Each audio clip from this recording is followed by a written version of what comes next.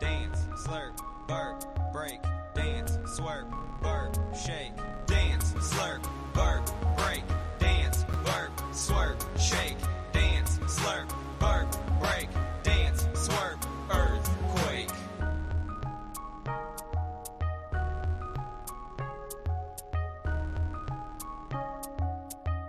All right, guys, it's this combo platter show. It's our fantasy NBA Today weekly preview, but also our daily playoff streaming calendar. I'm Dan Besbris. We're diving straight in because I want these shows to be no more than 15 minutes. And in a perfect world, we keep them around 10.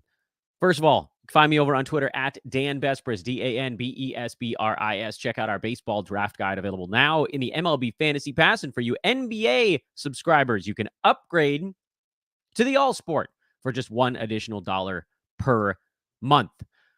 It's the start of a new week, week 20. Technically, I know some sites that combined All-Star week that was one, but I'm actually counting it all the way through, so don't get on my case for that.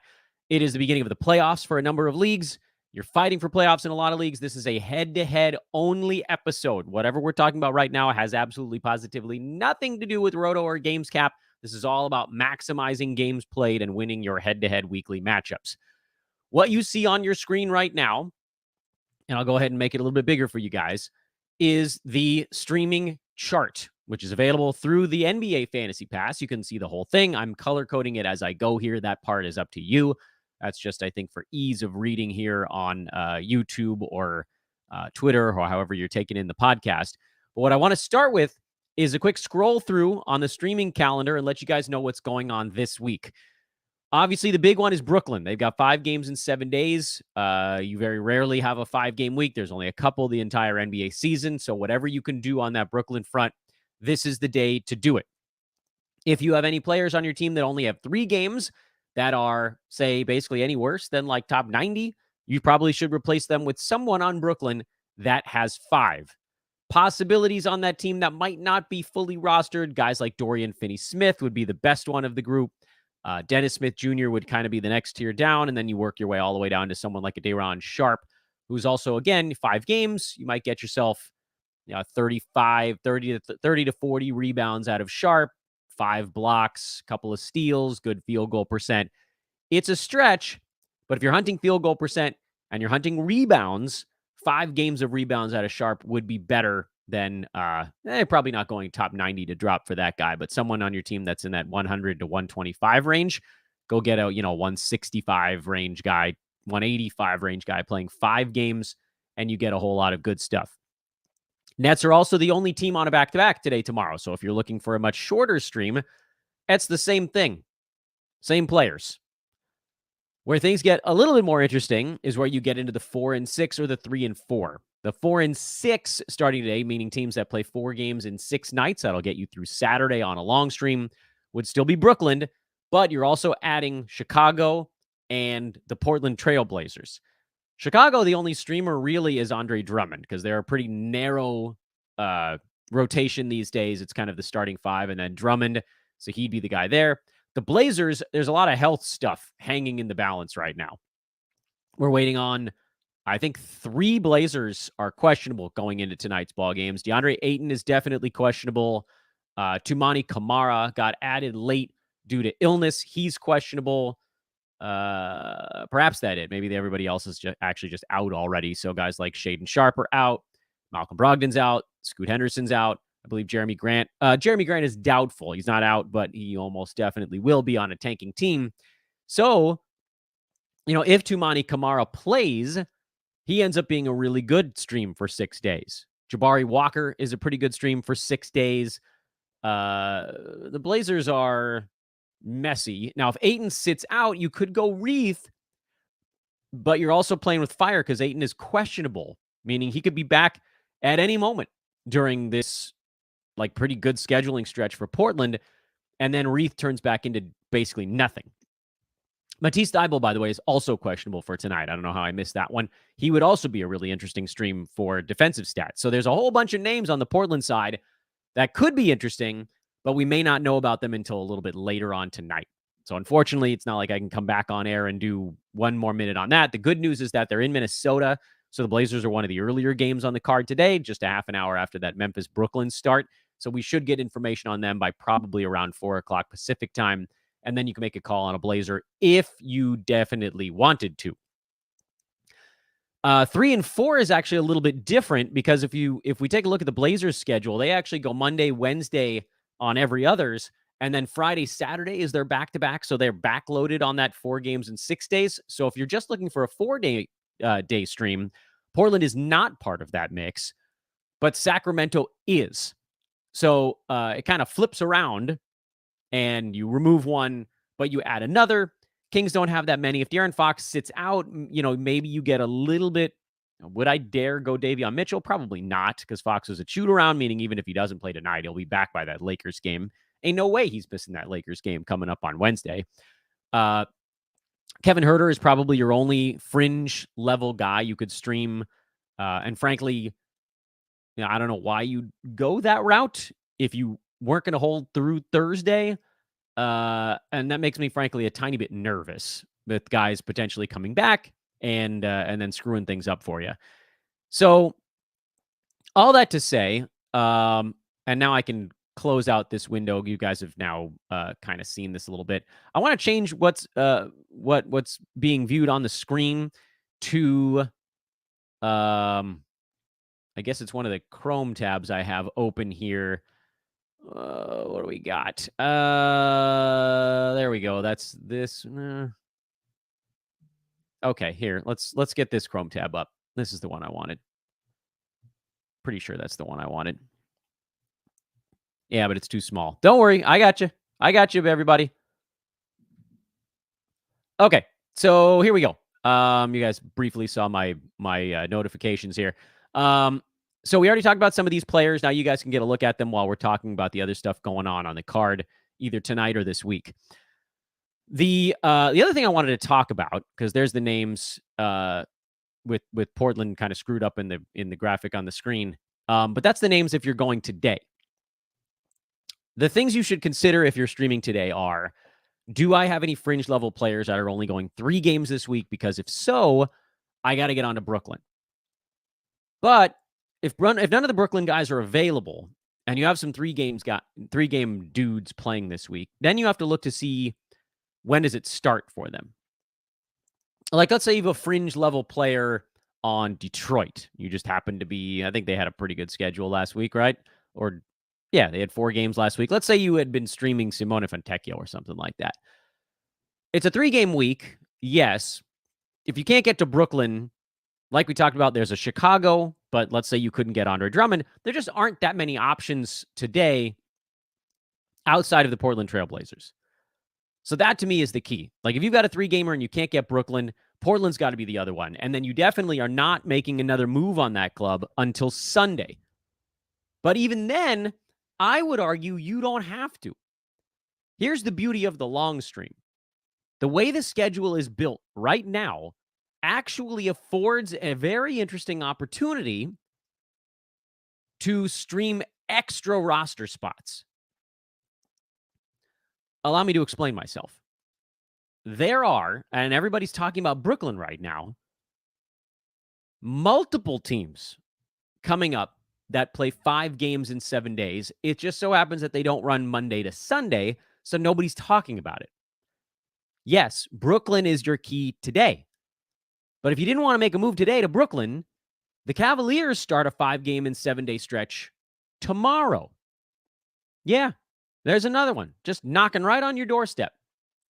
And they got Isaac Okoro, who's been kicking butt. They've got Sam Merrill, who's been kicking butt. Donovan Mitchell just got ruled out for at least the next 3 ball games. So worst case scenario, he comes back for a couple of them, and your stream isn't as good on Sunday, Monday at the end of the week.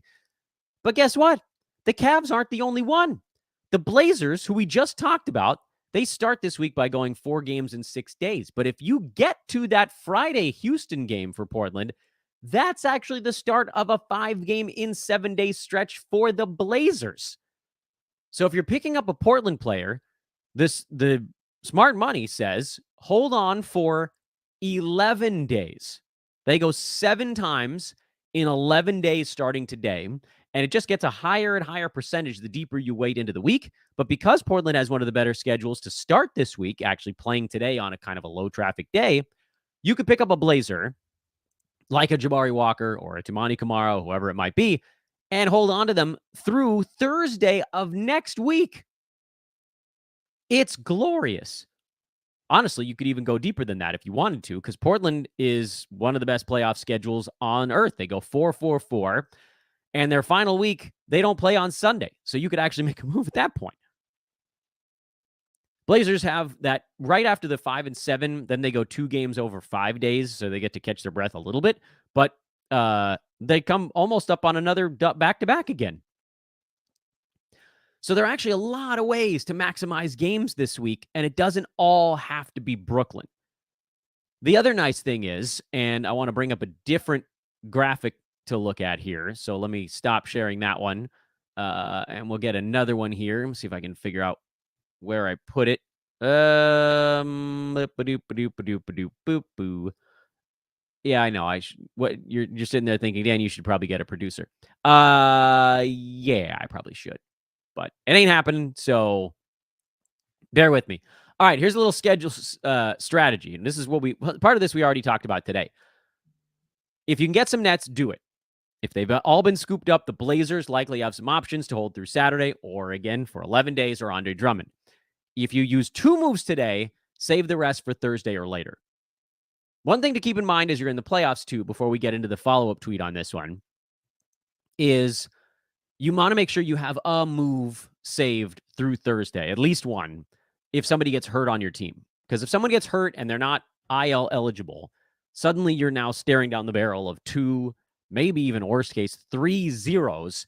That's a big way to replace missing games played, is to wipe out a 0. But the other thing I wanted to mention before we wrap up our super fast show for today is tomorrow. Remember, I was talking about how Cleveland starts a terrific stretch tomorrow. Here on the screen, you can see Cleveland starts at 4 and 6. They're actually a 5 and 7 starting tomorrow. But Atlanta, Houston, Miami, Orlando, and Philadelphia all start 4 and 6 tomorrow. So there's a lot of options to bulk up your games played starting as soon as tomorrow. What I will note, though, is as you're looking at the calendar, you're looking at the teams that play today, I believe every single team that plays today, with the exception of Utah, is a 4-game week. So you're not going to be able to add more than 1 game to your ledger. For most of these teams, if you, say you had a Wizard, they go today, they still have 3 more games. So if you moved off of a Wizard, the best you could do would add 1 game the rest of the week. Utah plays today. If you abandon ship on Utah starting tomorrow, you can turn 2 games over 6 days into 4 games over 6 days. So if you're really in a tight battle, getting off of the Jazz after tomorrow after tonight is a really good deal. Because they actually play only 3 games until Friday of next week. That's 3 games over 10 days. Bad schedule for Utah.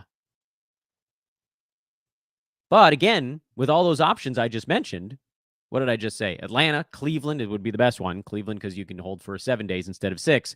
Atlanta, Houston, Miami, Orlando, Philadelphia. You got a bunch of options there. DeAndre Hunter might be on the wire in some of your leagues. If you're going the Atlanta route, Isaac Okoro, Sam Merrill, as we just talked about, even a Dean Wade in Cleveland. Houston, Amin Thompson may or may not be on rosters. Probably not. Miami always has someone you could pull off the bench. Caleb Martin. He's an easy one. Jaime Jaquez. Orlando's entire team is a stream team. Jalen Suggs is probably floating around out there in some spots. Cole Anthony, Mo Wagner, Gary Harris. Philly, I don't have a ton of them, but there might be a couple. Hell, Kyle Lowry might be your grab tomorrow. So that's where you sit over the next couple of days. I don't even think it's there's sort of no reason to look at every single day over the entire week right now. You can try to game plan it out a little bit, but in all likelihood, you're going to have someone get hurt on your team, and then you're going to have to replace that roster spot, and it's going to blow up your plan.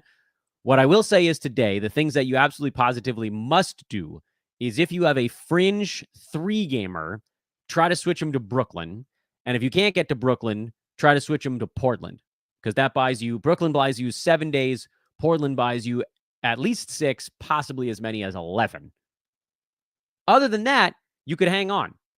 And if you have a Utah Jazz player, you let them play today, and then you move off of them tomorrow. Otherwise, you can let it wiggle a little bit. I don't think that you have to, detonate your team. You don't have to go from a bunch of 3-gamers to a bunch of 4-gamers today because you could still do that tomorrow if you really wanted to. There are more choices tomorrow, I believe, than there are today. And if you want to wait till later in the week, you sort of could. It's not the world's easiest thing, but Charlotte has a Friday, Saturday back-to-back. That starts a stretch for them where they have 6 games over 9 days. So that's it. Charlotte's an interesting team to start on Friday.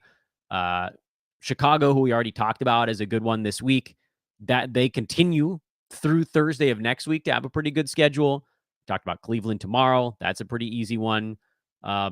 Golden State goes Wednesday, Thursday, Saturday in the middle of this week. So there's an opportunity to use a move to get 3 games over 4 days, right smack in the middle. So there are a lot of options. But make sure you're streaming. Don't sit on like a fringe Pelican or a fringe New York Knicks player because they only go 1 time the first 4 days of this week. There are teams that go 3 times in those days, and then you just pivot back off of it. So you don't gain, you'd gain 2 games over that 4-game stretch, but you have to sort of account for the ones that you might lose on the back end. But like the Pelicans have a terrible schedule until next Friday. So look to see who on your team. If there are some really bad schedule guys, Utah's a bad one. New Orleans, as I just mentioned, is a bad one. The Knicks are kind of a bad schedule this week. Indiana's a bad schedule this week, although at least starting on Sunday, they transition to a slightly better calendar. Charlotte's a weird schedule because it's awful to start the week, and then it's good, very good for 9 days. So hopefully that gave you a few names. We'll obviously continue to do names over on social. Tomorrow we'll give you some names on, again, we'll repeat the names for the possible pickups tomorrow that we already talked about today, and then we'll also give you a little bit of Wednesday. So we'll try to do like 2 days at a time here while also looking down the line and seeing how many moves we might have left. So I would say you probably average using 1 move today, maybe as many as 2. Definitely don't go over 2 moves today. Save at least 2 moves for Thursday and beyond to be able to shore up particular categories at the end of the week. If you only use 1 move today, you could then use another one tomorrow if you wanted to gain a game, or you could save them and try to backload your week a little bit. And that's the way I'd stream playoff week number 1. Thanks for watching, everybody. That's our quick hitter. It did go a couple minutes over because it's also kind of like a weekly preview episode. Good luck in your playoff week. Hope you guys are enjoying these weird little schedule blip shows we're doing. We'll try to do one every day this week except for Friday. I think we'll be too busy for that one. Again, find me over on social media at Dan Vespers. Check out the MLB Fantasy Pass. Get yourself some baseball goodies. Let's win some money finishing up our basketball leagues. So long for now.